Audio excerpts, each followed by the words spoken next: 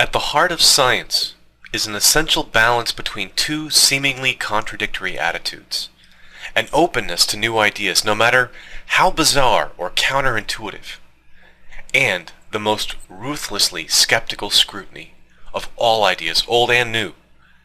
This is how deep truths are winnowed from deep nonsense. The collective enterprise of creative thinking and skeptical thinking, working together, keeps the field on track. Those two seemingly contradictory attitudes are, though, in some tension. Consider this claim: as I walk along, time, as measured by my wristwatch or my aging process, slows down. Also, I shrink in the direction of motion. Also, I get more massive. Who has ever witnessed such a thing? It's easy to dismiss it out of hand. Here's another. Matter and antimatter are all the time, throughout the universe, being created from nothing. Here's a third. Once in a very great while, your car will spontaneously ooze through the brick wall of your garage and be found the next morning on the street. They're all absurd. But the first is a statement of special relativity, and the other two are consequences of quantum mechanics, vacuum fluctuations, and barrier tunneling, they're called. Like it or not, that's the way the world is. If you insist it's ridiculous, you'll be forever closed to some of the major findings on the rules that govern the universe. If you're only skeptical, then no new ideas make it through to you. You never can learn anything. You become a crotchety misanthrope, convinced that nonsense is ruling the world.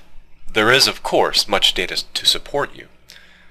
Since major discoveries at the borderlines of science are rare, experience will tend to confirm your grumpiness. But every now and then, a new idea turns out to be on the mark, valid, and wonderful. If you're too resolutely and uncompromisingly skeptical, you're going to miss or resent the transforming discoveries in science.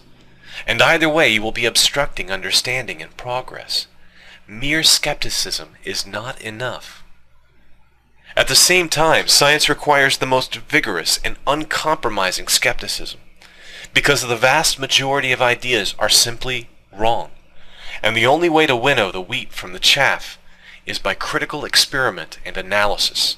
If you're open to the point of gullibility and have not a microgram of skeptical sense in you, then you cannot distinguish the promising ideas from the worthless ones. Uncritically accepting every proffered notion, idea, and hypothesis is tantamount to knowing nothing. Ideas contradict one another. Only through skeptical scrutiny can we decide among them. Some ideas really are better than others. The judicious mix of these two modes of thought is central to the success of science. Good scientists do both. On their own, talking to themselves, they churn up many new ideas and criticize them systematically.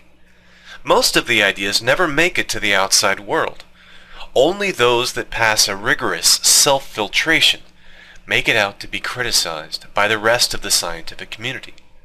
Because of this dogged mutual criticism and self-criticism, and the proper reliance on experiment as the arbiter between contending hypotheses, many scientists tend to be diffident about describing their own sense of wonder at the dawning of a wild surmise.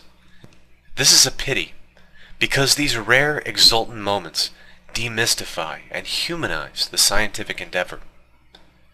No one can be entirely open or completely skeptical. We all must draw the line somewhere. An ancient Chinese proverb advises, better to be too credulous than too skeptical. But this is from an extremely conservative society in which stability was much more prized than freedom, and where the rulers had a powerful vested interest in not being challenged. Most scientists, I believe, would say better to be too skeptical than too credulous. But neither is easy.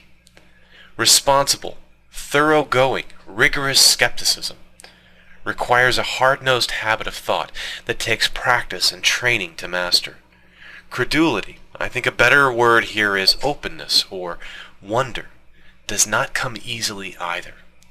If we really are to be open To counterintuitive ideas in physics or social organization or anything else, we must grasp those ideas. It means nothing to be open to a proposition we don't understand. Both skepticism and wonder are skills that need honing and practice. Their harmonious marriage within the mind of every school child ought to be a principal goal of public education. I'd love to see such domestic felicity portrayed in the media, television especially. A community of people really working the mix, full of wonder, generously open to every notion, dismissing nothing except for good reason, but at the same time in a second nature, demanding stringent standards of evidence, and these standards applied with at least as much rigor to what they hold dear as to what they are tempted to reject with impunity. Thanks for watching. Every cell of each plant and animal contains genetic information coded onto the DNA molecule.